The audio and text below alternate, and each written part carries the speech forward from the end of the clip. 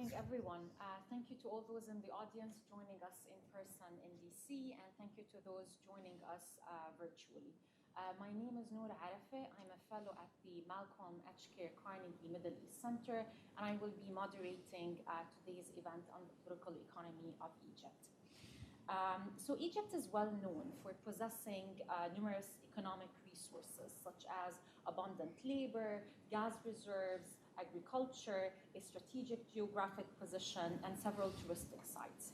And yet, the country's economic growth has failed to reflect these advantages and to meet the aspirations of the population. Egypt has also been facing a growing debt crisis as a result of deeply rooted structural weaknesses, as well as adverse shocks that hit the global economy, such as the COVID-19 pandemic, the rise in global interest rates, and the war on Ukraine. And while Egypt has engaged in repeated programs with the IMF to try to solve the debt crisis, there has been an impasse between the government and the IMF. And Egypt has so far failed to achieve the goal of macroeconomic stability and to emerge from its recurrent debt crises. So how did we arrive at this juncture? What are the primary reasons behind the impasse between the IMF and the Egyptian government? How are politics shaping the decision-making of the Egyptian government? And what kind of reforms are needed to ensure sustainable development and an equitable distribution of wealth?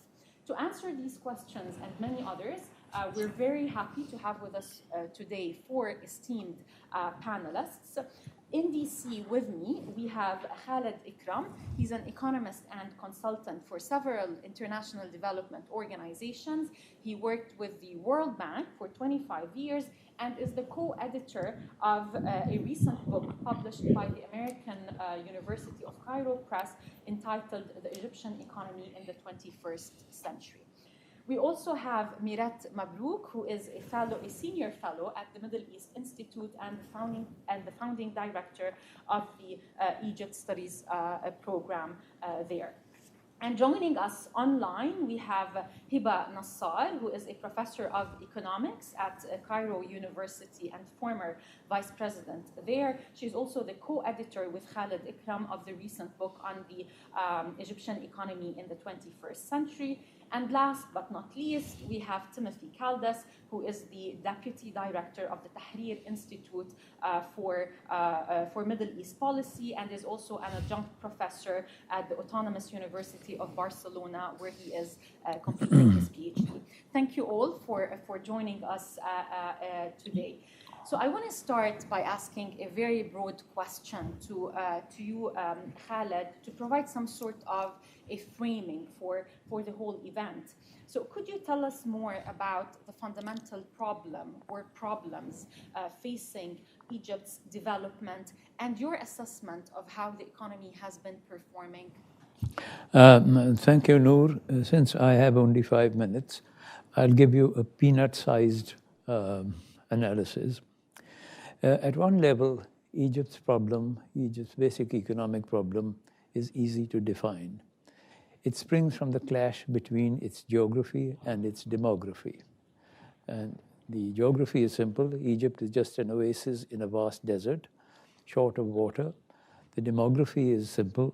The population is growing very fast and is already quite sizable. I mean, between 1947 and 2020, for example, the cultivable area of Egypt increased by only about 50%. The population increased by some 400%. So you can see how this clash arises. I can put it in some more stark terms. Every 2 years, Egypt adds a New Zealand or an Ireland to its population. Every 3 years, it adds the equivalent of a Denmark or a Sweden. Every 4 years, an Israel or a Switzerland. And every 5, a Sweden or a Portugal.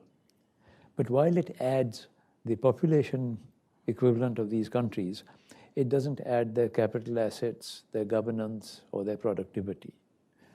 That, in a sense, sets up, the crucial problem for Egypt.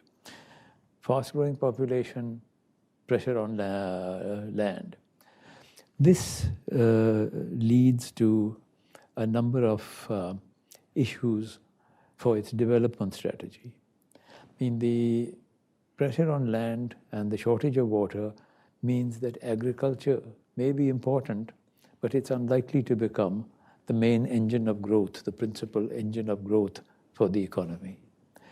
For if Egypt to have food security, for Egypt to have agricultural product security, essentially it means it must have foreign exchange security. It must import these things. The other issue, that's, let's say, the constraint imposed by geography. The constraint imposed by population is that the labor force is growing very fast. And so you've got to find something like 600,000 jobs annually over the next 5 years. Over the last 5 years, Egypt has added 300,000 jobs annually, mainly in the informal sector. So you can set up the issue. Fast-growing need for jobs, stagnating or slow-growing agriculture requiring foreign exchange.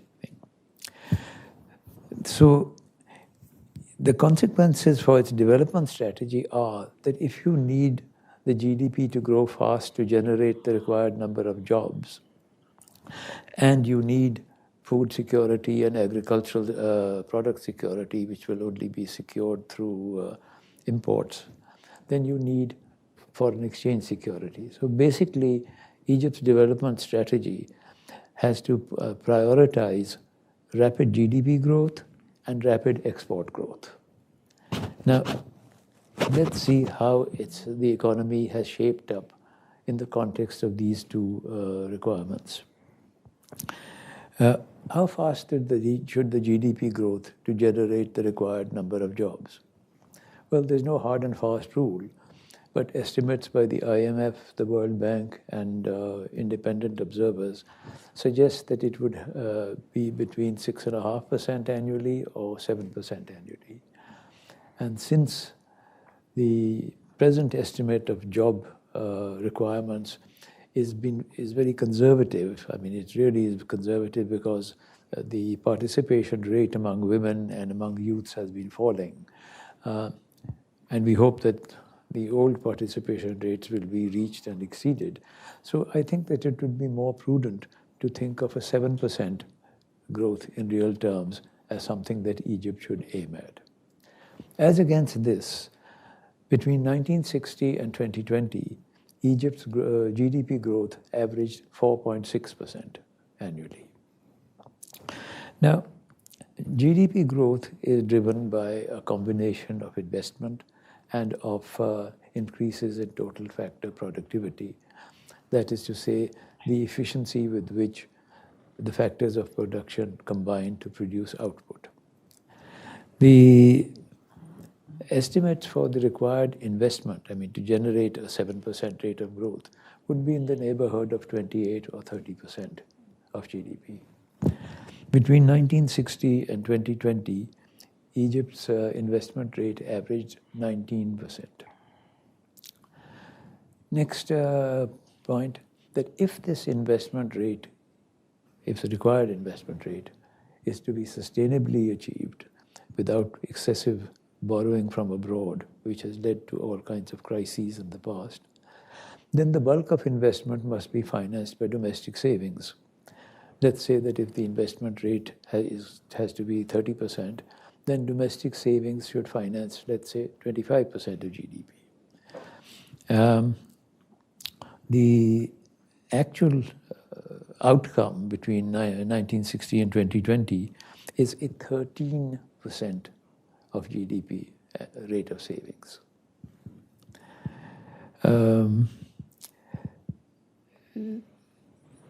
If you look at the foreign exchange earnings also, the foreign exchange earnings between these over the 60-year period averaged about 20% a year. But foreign exchange expenditures averaged about 28% a year, increases in those. So Egypt ran deficits on its current account of 8%, 9% of GDP annually. This is what led to the need for foreign borrowing. This is what led to the foreign exchange crises, because the exports were insufficient to pay for the foreign exchange payments. Turning to the total factor productivity, there again the picture has not been bright. If you look at the contribution of total factor productivity to GDP growth in the East Asian countries, Korea, Taiwan, Thailand, Vietnam, Malaysia, and so on, over this 60-year period, it averaged about 26%. About 26% of GDP growth was attributable to productivity improvements. But for Egypt, productivity improvements contributed virtually nil, virtually nothing. In fact, for some years, for example, 2007 to 2014, it was either zero or negative.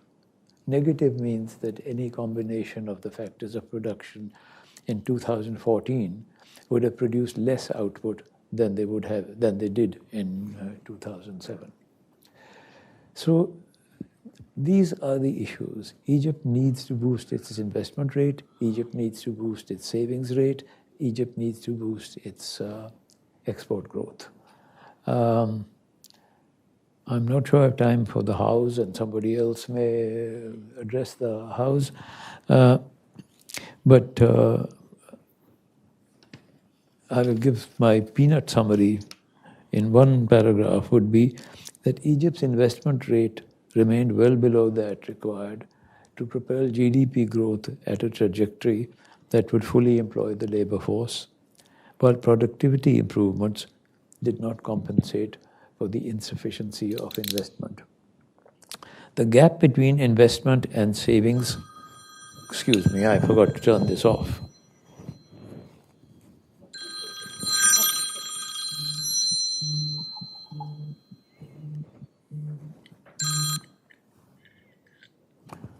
Sorry.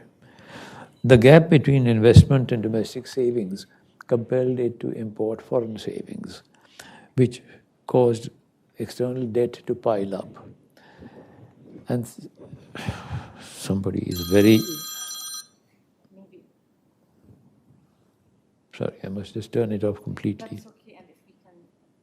No, I insist on winning this fight. Maybe we can get back to your point then later, if that works. But thank you so much for providing us with a comprehensive overview of the key problems facing Egypt's economy. So you mentioned the problem with the budget deficit, and actually one of the key problems faced by Egypt is that it has been unable to control its budget deficit for decades, and so the debt crises have been recurrent. And here I'd like to turn to Heba Nassar to ask you, why do you think this is the case? How do you explain the recurring debt crises experienced by Egypt?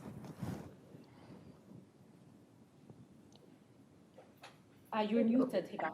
Thank you very much for inviting me. If you are talking about our debt problem, actually, what I want to say that you have to understand our obligations, revenue. I mean, we all know that public expenditure here is responding to many domestic factors. The public revenues is responding to international influences, but public expenditure is responding to domestic factors like some of them are mandatory. For example, salaries and pensions of the large public sector that we have. Dr. Ikram to mention the issue of employment. We have a very big public sector, and also the servicing of the public debt, which is politically very sensitive. Also, we have consumer subsidies and defense.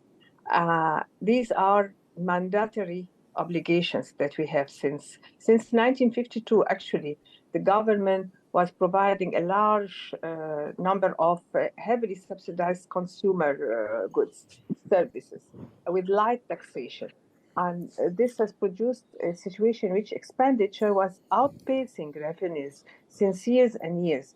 Actually, expenditure from 1965 to 2019, it increased by 4.4, while by 4.4 only, while population was more than that in its increase. The result was now a deficit, and a deficit that is accumulating since now years. And we can also talk about not just like that, it's the structure of the budget, or the structure, it's structurally unfavorable. We have state-owned enterprises, we have economic authorities that operate under a soft budget constraint, that are somehow also crowding out the private sector because they have better terms of getting loans and so on. But till 2016, we had an agreement with the IMF, and the government made special efforts here. And at least it has cut the subsidies, and fuel subsidies in particular. But still, we can say that there are some other prominent also problems in the system, which are, for example, that constrain tax collections. Like 53% of our population or of our establishments are in the informal sector. They are not registered. And 57% of our workers are aged 15 years and above, did not have a work contract. So taxation here is very low. Recent years, the government has pursued an economic model also focusing on government-run and infrastructure projects funded by debt financing. And the debts here have been injected in nation's infrastructure. I cannot say that they were not useful. I think the healthcare was very useful, at least in eradicating the disease virus C. And also there has been some new towns. But when COVID hit in 2020, most observers were worried about the Egyptian vulnerabilities, but also tourism went down, disappeared, business activities stagnated. However, we could weather the pandemic impact at that time because of high returns. Foreign investors, they came to Egypt, and also remittances from Egyptian abroad could also somehow compensate what has happened during COVID. And these inflows helped Cairo temporarily finance its current account. But the problem was in Ukraine war. It was a major economic crisis for us because we are heavily importing from Ukraine, and it led to an invasion, a increase in the commodity prices in Egypt, and in the I mean, we have inflation since that time in foil, in cereals, in many foodstuffs also as well. And the government attempt to curb imports failed, and soon investors began to doubt its ability. So what did they do? It was a portfolio outflow of $20 billion between January and September 2022. And foreign reserves dropped even down, and then we had it went down to 3 months of imports in July 2022, which is actually not very bad. Yeah. But what happened is then exchange rate devaluations and rising debt service costs, structural current account deficit.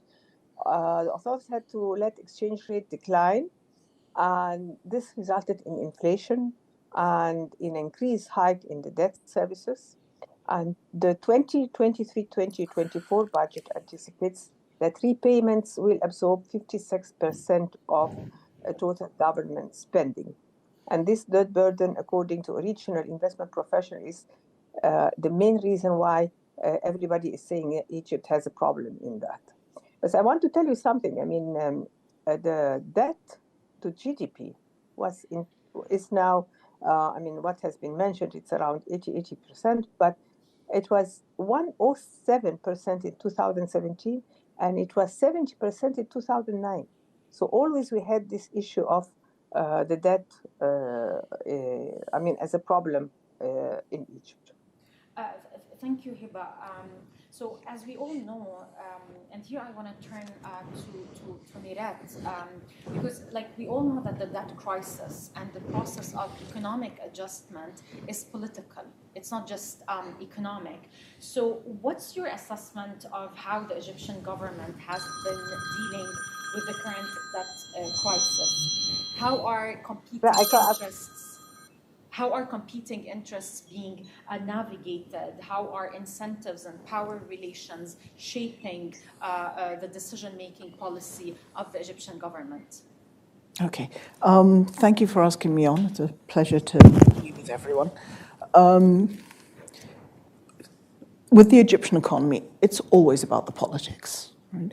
Egypt does not lack for clever economists. Dr. Nassar has taught generations of them. It's always about the politics. And the politics has shifted over time, whether it's to ensure domestic stability or to ensure political stability, and they are linked. At the moment, what we're seeing is there is a temptation, I think, to dump all of Egypt's current problems on the current government. I don't think that's the case. I think Egypt has seen a good, at least 40 years of one missed opportunity after another.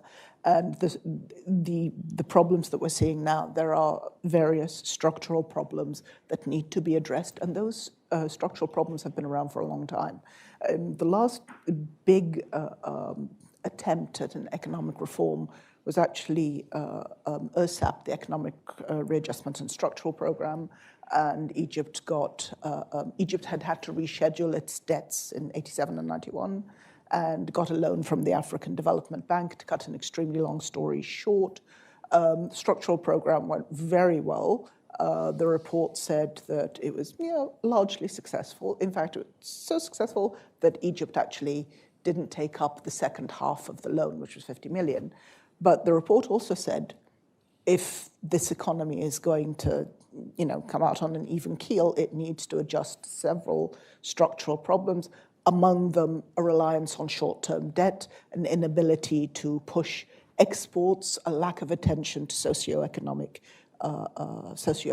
pressures and social supports. And that was back in 1991. Still got the same problem. At the moment, Egypt is struggling. 1991 was 6 IMF loans ago. This last IMF loan was for 3 billion. And the IMF has been perceived as going soft on Egypt for various reasons. So this time it appears to want to stick to France. But what Egypt was required to do was clean up its financing gap, put in place a proper, flexible exchange unit, and adjust and cut down the role of the state in the economy. Now, the state here means both the state and the army. The problem is no one really knows the extent of the army's involvement. There are ludicrous figures bandied about, but the army is involved in many cases. People will talk about pasta factories, but there's also the army's involvement in things where the army is not involved in a way that you would instantly recognize. For example, 2 of the largest sectors in Egypt are the construction and real estate. In real estate, the private sector share of that market is almost 97%. In construction, it's about 81%. However, the private sector can't operate without the army because the army is Egypt's largest landowner, if you like. It will sell to the private sector, and then that enables them to do projects without reaching the state for the state budget. I don't want to go on, but what the government tried to do, they tried to raise interest rates, but as Dr. Ikram and Dr. Kaldas pointed out, savings is terrible, so it's not really that useful. Egypt is terrible at collecting taxes, but then what it's done is slap on consumer taxes, which tends to disproportionately hit disadvantaged people. It is still relying on short-term debt, which is its biggest problem. But also, and you might want to touch on this later, the people that it has turned to again and again for financing, whether they're the IFIs or I mean, Tim will be talking about IFIs later, or most prominently the Gulf countries, that relationship has changed because for, again, various reasons, I don't want to go on, the Gulf has decided that it is not going to continue sinking in unrestricted amounts of money. And therefore, Egypt is scrambling. It's scrambling on foreign investment. It's still having to rely on short-term debt, which is spiraling because Egypt's been downgraded twice. It's almost a jump and territory. All right? And it is facing severe domestic problem because of rising prices. So the government is scrambling, but it is doing so quite late and not enough. Thank you, Mirette. Tim, I hope everyone can hear me better now. Tim, Mirette alluded to the latest agreement between the IMF and Egypt, and you've been working a lot on the IMF programs specifically for Egypt. So I want to get your assessment of how do you explain the current impasse, and what do you think is preventing progress on the program's conditions? Sure. Thanks, Nur. I think, well, so the previous IMF programs, as Mirette alluded to, were seen as, I don't know if soft's the right word, but really missing the governance and political economy element in terms of the structural reasons why Egypt's economy was struggling. And a lot of that has to do with a number of factors, but the political economic strategy of the current regime that's ruling Egypt with the leadership of President Sisi really fixated on dominating not necessarily ownership of the economy, but the distribution of wealth. And to echo Mirette's point, it's not so much that they have to own all of the activity, it's that they have so much control over how it's conducted. So land is a good example where in order to access it, you need to go through the military. Infrastructure projects that have been a focus of Sisi were contracted out to the military, and then they subcontracted much of that work to the private sector. So it's not that the private sector wasn't active or making money, but there was a heavy relationship based on dependence and a hierarchy of control in the hands of the regime. And it was done in a way that lacked transparency or competitiveness, and frankly, involved the regime leveraging the state to both consolidate power and to enrich the coterie surrounding the leadership. So the IMF finally in the 2022 deal sought to start to address this. And in their calls to rein in the private sector for the first time in all of their years of dealing with Egypt, they were very specific that military companies were part of the public sector, and that they wanted the military companies' economic activity specifically to be reined in. They also wanted transparency on a number of fronts, both in terms of the finances of all public sector firms, and again, they include very specifically the military firms. Historically, their finances were a secret, and the cost of subsidies to public sector firms, again, including the military. The military companies, you have to understand, they don't pay taxes, they don't pay most VAT, they don't even always pay for labor. Sometimes they use conscripts. They're not subject to most customs. And the result of this is a lot of costs to the state. On top of that, they have privileged access to loans. They have privileged access to hard currency. And in this current economic environment, that's a major comparative advantage with the private sector, as liquidity of hard currency is heavily constricted. And And so what the IMF was getting at in the program design was starting to rein this in. And this is important because while there are a lot of reasons why Egypt's tax to GDP ratio is anemic, it's under 13% at the moment, which is completely unsustainable, and a major reason why we have the deficits and debt that we talk about. It's not simply an issue of growth. It's also to the extent to which the state is able to capture a share of what's out there in the GDP. Additionally, the growth of the economic activity of the regime without really engaging with, without the state being able to benefit or capture that, and at the expense of the state, because the state was being forced to borrow to finance these activities in many cases, exacerbated and intensified Egypt's economic problems. So when the IMF introduced these restrictions that Egypt agreed to at the end of 2022, what we seem to have found is that either the leadership is incapable or unwilling to actually undertake those reforms. We've seen the military continue to expand its economic activity. We've seen a failure to sufficiently disclose both the finances of military companies as well as the cost to the state. There's also a major sticking point over the exchange rate policy. Egypt has devalued the Egyptian pound a number of times, but still hasn't moved to a flexible exchange rate. This has been a major sticking point between the Egyptian government and the IMF. And the result is that the IMF has not been able to complete a successful review of the program since it began in December of 2022. And so only one tranche of the $3 billion has been dispersed.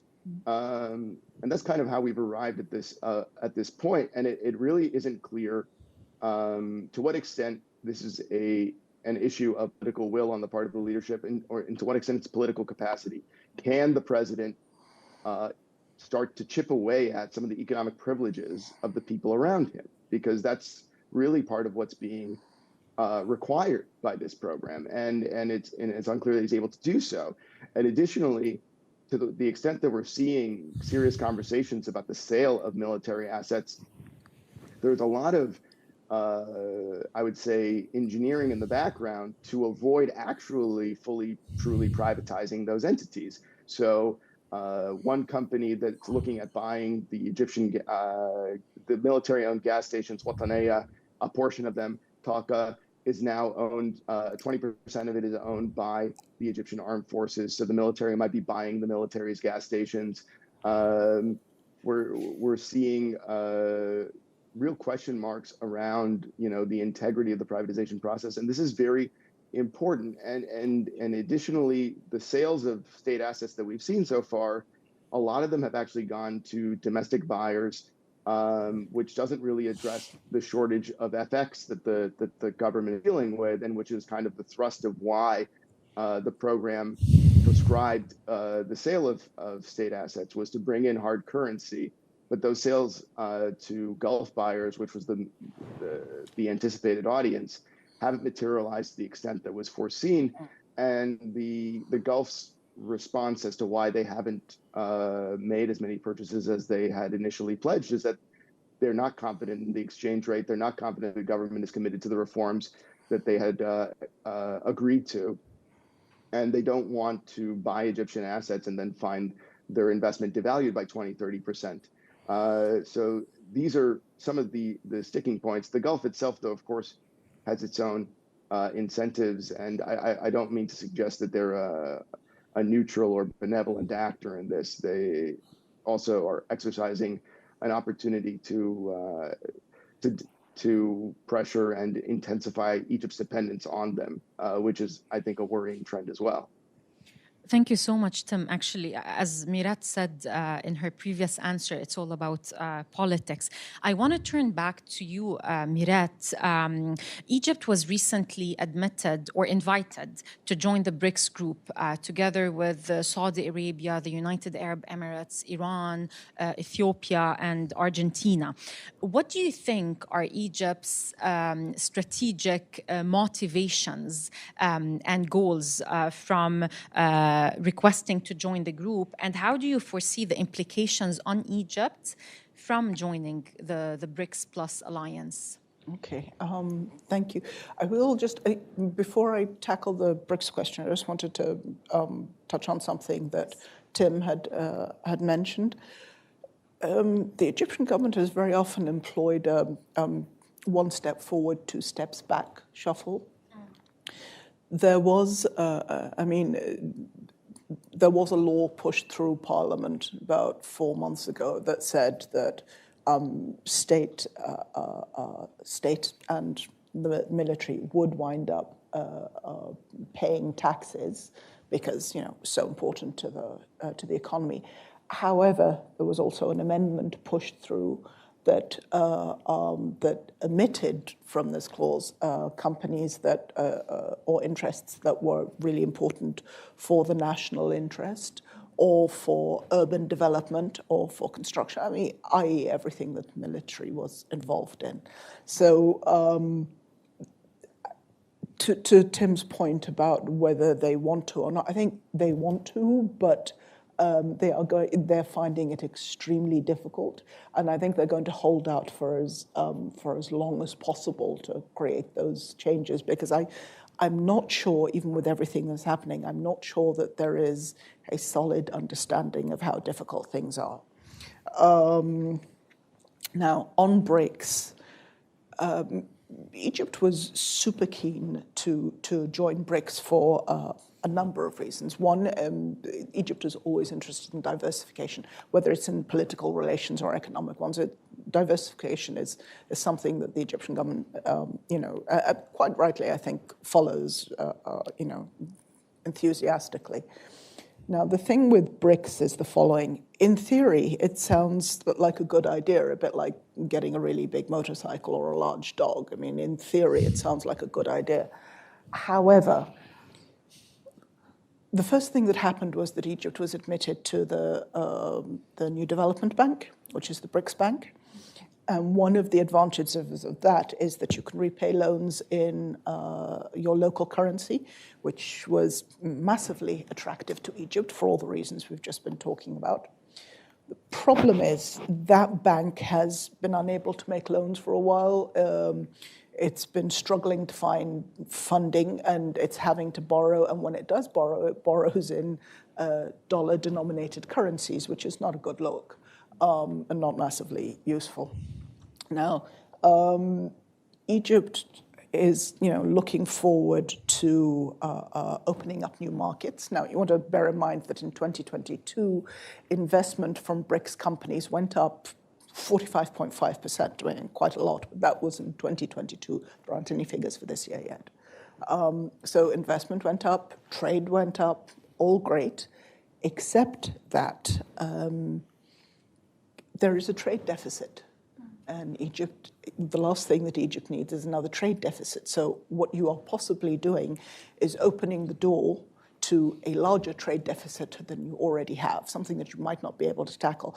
At the extreme end of that, you're going to be looking at Egypt owing its new partners, if you like, more money. And then there have been suggestions put on the table that Egypt might have to wind up selling either more assets or allowing these new partners to, to use the Suez Canal and pay in a devalued pound. I personally discount that. I don't see that happening, but it is being put on the table. So I think BRICS is, in theory, more interesting as a sign of shifting geostrategic alliances. But I think it would be very, very dangerous for anyone to think that it is somehow a life buoy for Egypt's economy. I think it comes with a great many strings, and I think Egypt needs to be careful.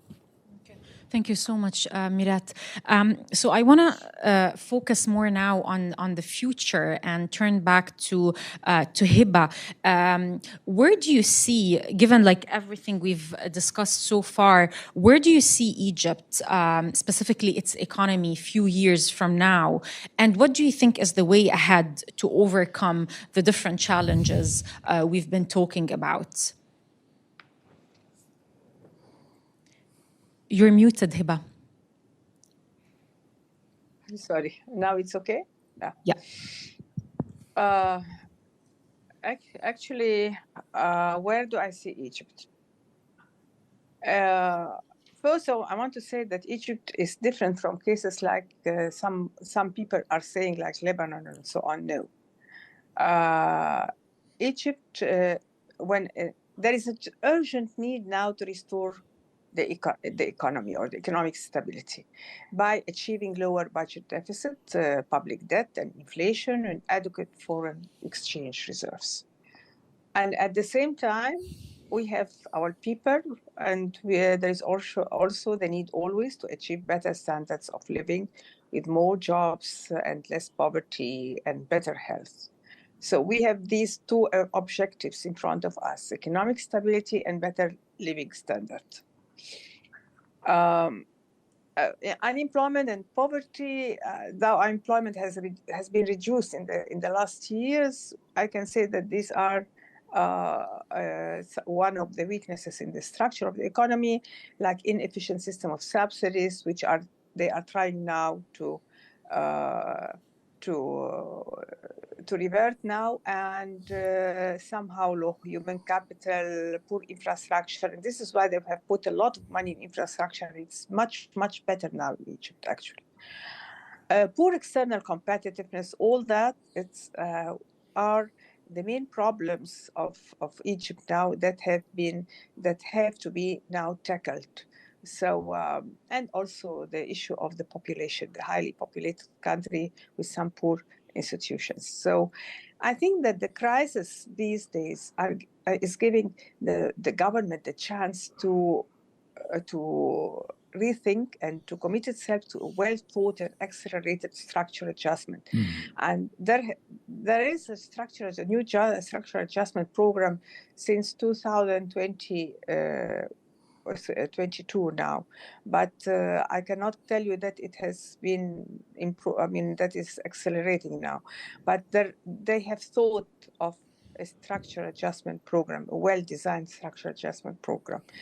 They must now to have a corrective path to have some kind of sustainable development and also in a way to cut down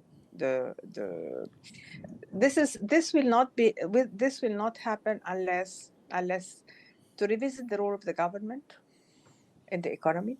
This is very important, and to prioritize spending on mega projects, to encourage the private sector investment, so enabling an inviting business environment, and adopting an inclusive economic approach, capitalizing on what Egypt has, like human capital, for example, and as creating employment opportunities, which, I mean, to have an advanced level of productivity, and this will affect exports and all that. So the role of the government on the institutional basis, I think that so many are calling now for a new role for the government. It has to be defined, transparent, and we have to take into consideration all the new institutions in Egypt to avoid building any technocratic institutions, and to have to facilitate the interaction between institutions in Egypt. And so, and on the policy basis, we need somehow the subsidy reform and the exchange rate flexibility to have. These are the quick remedy policies.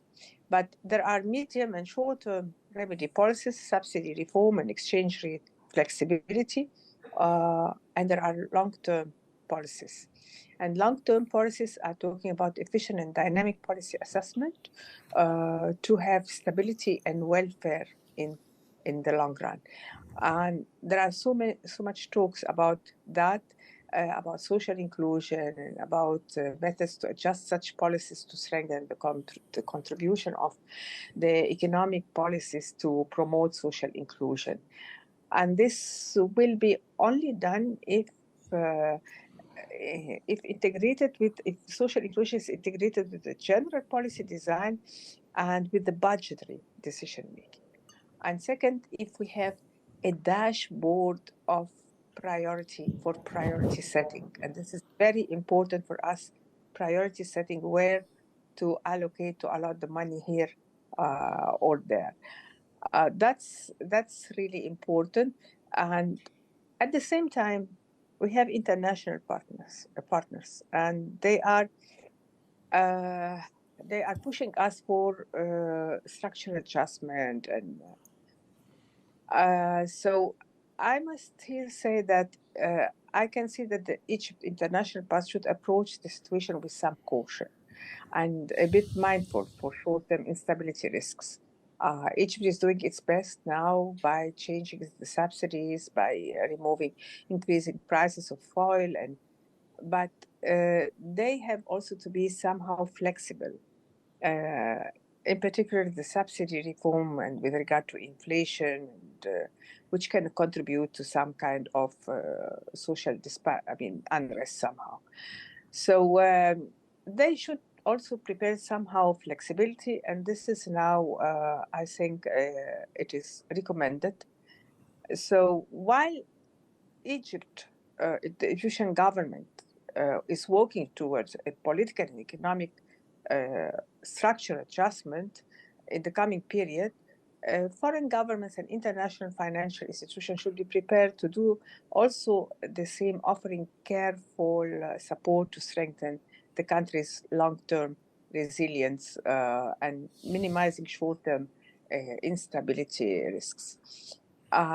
We all know that Egypt is not poor, actually, in terms of human capital, in terms of diversified labor force, a good web of regional trade agreements. Egypt has a good web of regional trade agreements, has positive indicators for even emerging sectors like IT, and so I can see that with cautious, with the structural adjustment reform, with the rethinking of the role of the government, with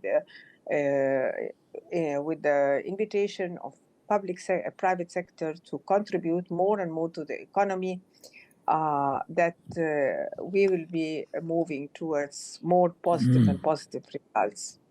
Thank you. I hope so. Unless there are external shocks, which we are surrounded with so many external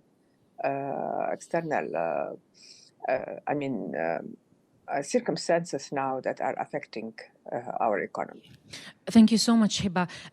This provides actually a good transition to my question to Khalid. So basically, Heba provided us with a list of recommendations or policies for the Egyptian government to pursue in the future. But in the book, you basically identify two major goals that the Egyptian government should have. The first one is to ensure a better life for its citizens, and the next one, the second one is to reduce the ability of external agents, whether we're talking about other governments or international financial organizations, etc., to exert pressure on the Egyptian government to make it accept terms that it considers onerous. So my question is, are these goals, these two goals you identified in the book, reconcilable with one of the main objectives of the Egyptian government, which is regime survival? And why do you think has the Egyptian government been failing to achieve these goals? In the book, you talk about the elite capture of resources and power in Egypt. So I was wondering if you can just tell us briefly more about this. Well, first, let me begin by saying that my approach and my attitude towards a lot of these development issues is conditioned by my 10-year experience of working on South Korea and the other East Asian miracle countries. Because if there's something common that they have, it's that they have virtually no resources, no natural resources. And as an advisor to Park Chung-hee, the president who triggered the growth process, he said, all we have is the brain power of our people and their commitment to hard work. And the Egyptians have no less brain power than the Koreans, and the Egyptians can work as hard as the Koreans. I mean, so the other thing I just want to raise by way of preface is that with given commitment, you can turn a country's fortunes, economic fortunes, around pretty quickly. I mean, in the book, I point to a number of writers, Japanese, American, and others, who, as late as the 1920s and 1930s, were saying that Korea produces only shit, mosquitoes, tigers, and prostitutes. And that the time when it can stand on its own feet is not only not seeable now, but I mean, it's never going to do that. So, and you saw what happened in 30 years' time. So I don't think that the Egyptians are any less gifted than them, and so given the right policies, Egypt can turn things around, I think, pretty quickly. But for that, it has to focus not on a multitude of targets, I mean, being leader of Africa, leader of the Muslim world, leader of the Islamic world, leader of the non-aligned countries, and so on, but focus on economic development, because that will ensure regime survival and a better life for its citizens. Specifically, I mean, I think that since a lot of the conversation over here has dealt with foreign debt and the lagging exports, I mean, I think that Egypt's failure to have, I think, anything resembling an export policy stems from the fact that it has never grasped a philosophical point. And the philosophical point is that you can have a vibrant export policy based on raw materials that are not indigenous to the exporting country. I mean, as I said, Korea and Taiwan and Malaysia, and well, Malaysia does have them, but Singapore, Hong Kong, and so on, have virtually no natural resources. The East Asian miracle was based on importing raw materials and semi-finished goods from abroad, adding value through a trained labor force, and exporting it at a competitive exchange rate. That, in essence, is the East Asian miracle. And most of these elements are lacking in Egypt, but there's no reason why Egypt can't do them. I mean, they're very bright people, they're very hardworking people. You go to any place in the Middle East, the best lawyers are Egyptians, the best engineers are Egyptians, the best civil servants are Egyptians, and so on. But the same guy, when he comes back to Egypt, he just sits over there and says, let the government do it. The incentive system is screwed up. I mean, as I think it was the Polish dock workers said, they pretend to pay us and we pretend to pay. And we pretend to work. I mean, a late Deputy Prime Minister of Egypt and responsible for the economy, Abdulrazak Abdul Majid, said to me, he said, Khalid, the trouble really here is that abroad, if you do good things, you get rewarded. If you do bad things, something nasty happens to you. But in Egypt, the system is that if you do good things, you still don't get rewarded. And if you do bad things, you still don't get punished. So I said, Abdulrazak, I think you are exaggerating. But he said, yes, I'm exaggerating to bring out the point. But he said there is something basically wrong with the incentive system, and that needs to be fixed. This is the last point I want to make, is that the economics profession is now increasingly talking about the importance of the software of growth. By software, I mean the institutions, the incentive system, and things like that. The hardware, of course, is the factories, the roads, the power stations, and what have you. And in Egypt, there's a lot of work being done on the software of growth. I mean, reforming the bureaucracy, for example. Even after a lot of the reforms that they have quite courageously undertaken, there still is one civil servant, one government worker for every 13 Egyptians. I mean, that's a massive amount of workers. The commercial judicial system also is very slow working. I mean, the last time I looked at the figures, and they were produced by Egyptian law firms in conjunction with USAID, it said that the average law case took about 15 years to reach a decision. 80% of them were automatically repealed. The repeal process took another 2 or 3 years, and then in the Court of Cassation, it took another 2 or 3 years, and then it took another 2 or 3 years for implementation. So this sort of thing then discourages private investment and discourages the private sector. But as I said, there's no reason why the Egyptians can't fix it. I mean, they're bright people, they're hardworking people, and they know what has to be done. It's the political will that says that everybody will benefit from this kind of reform. And I don't know who the champion will be moving this forward. Let's hope that the economists and President Sisi and the others all see this as vital to their own regime survival and push for it. Thank you so much. So I would just like to remind the audience that if you have any questions, please send them back to us, because I only have one remaining question to Tim, and then I'll be taking questions from the audience.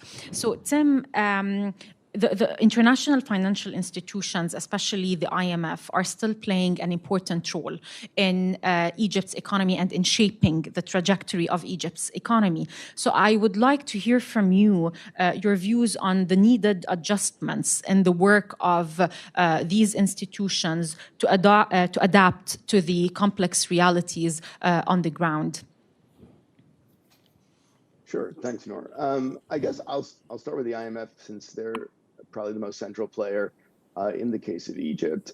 And I want to touch on the points that Dr. Ikram raised, which is, Egypt certainly has the potential to perform far better than it does economically.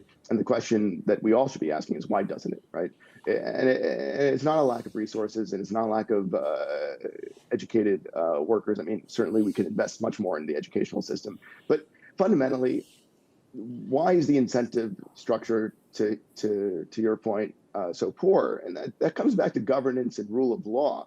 And I think that one of the weaknesses of the International Monetary Fund is that it does not have built into it the capacity to properly assess and understand the political economic context of the countries in which it operates. It does not hire political economists. It does not hire sociologists. It does not hire historians. And it does not retain country experts.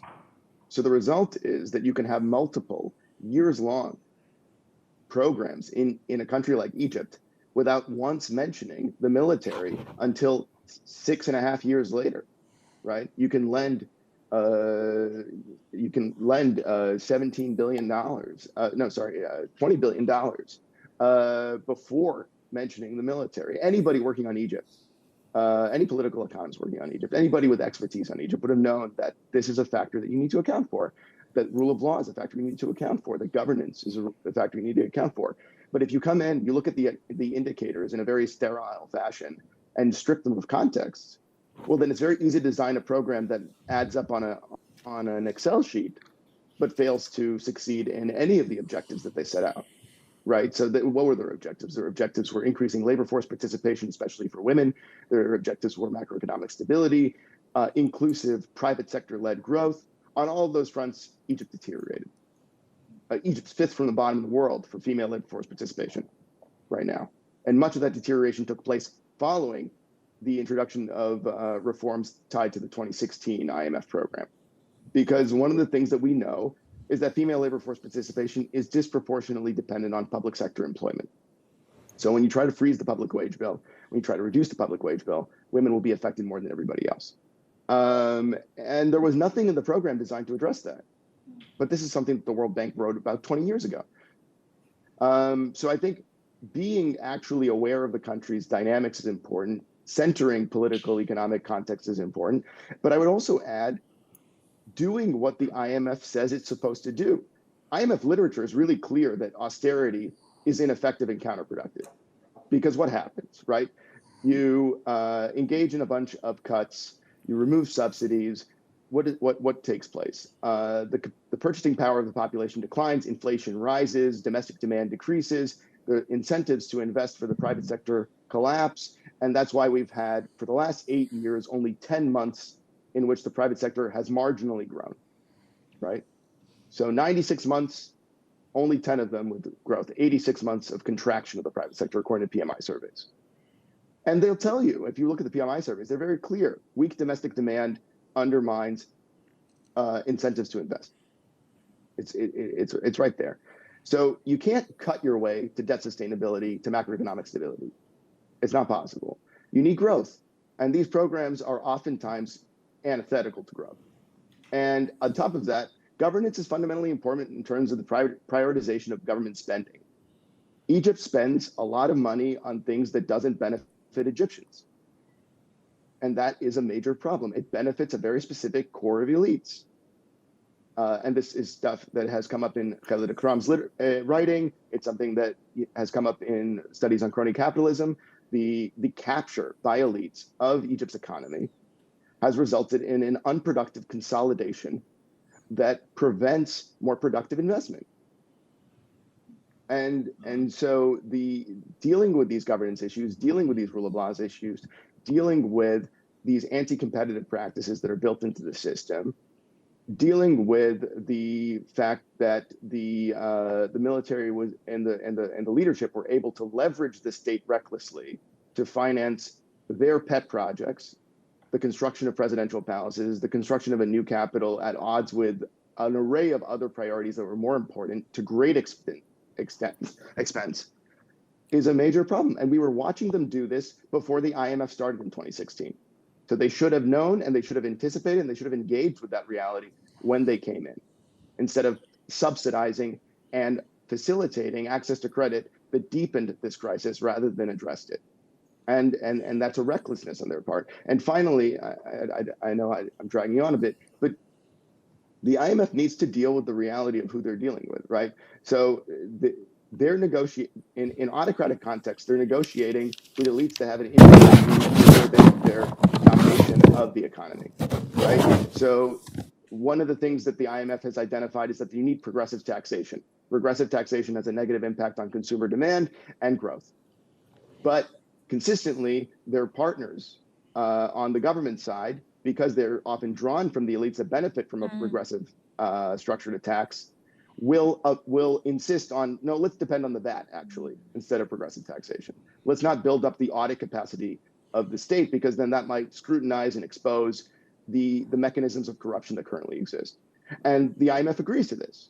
But the result is, as they know, that it's going to have a negative impact on domestic demand and growth and investment and job creation and labor force participation and poverty and all the things that they say that they're prioritizing.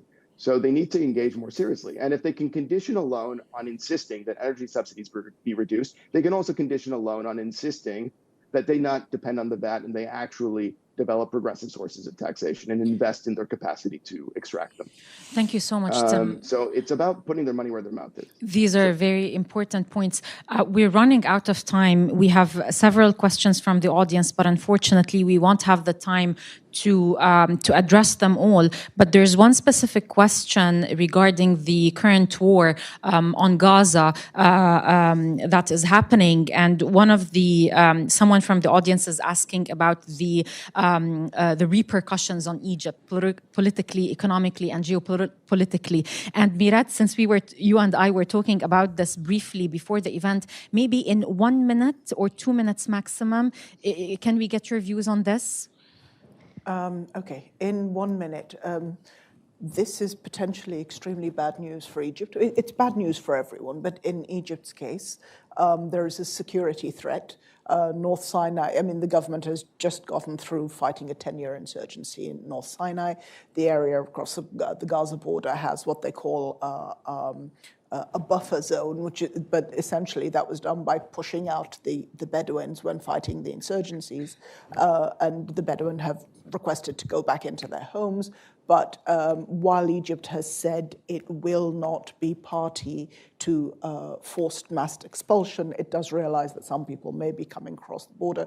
So you have an increased security threat. That increased security threat happens because if you move the line of resistance from Israel to Egypt, then all you're doing is moving that danger into someone else's sovereign country, which could complicate reactions enormously.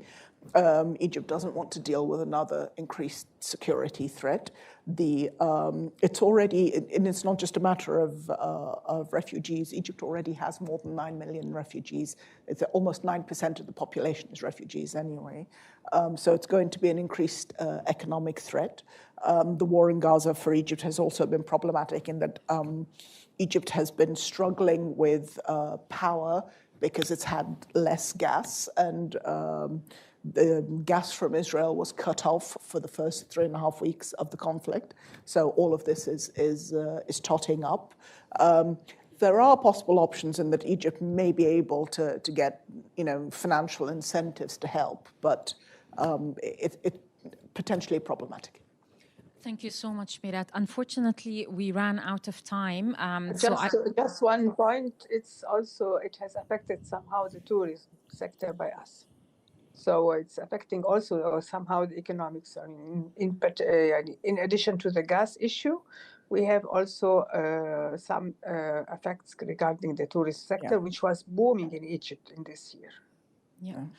Thank you, Heba. So unfortunately, we ran out of time. So I just want to briefly thank our 4 panelists in DC and virtually for joining us today. We discussed different topics related to Egypt's political economy. And we tried to focus on the politics of it. Thank you so much to also the audience here in DC and those who joined us virtually, and have a good day or end of the day, depending on your time zone.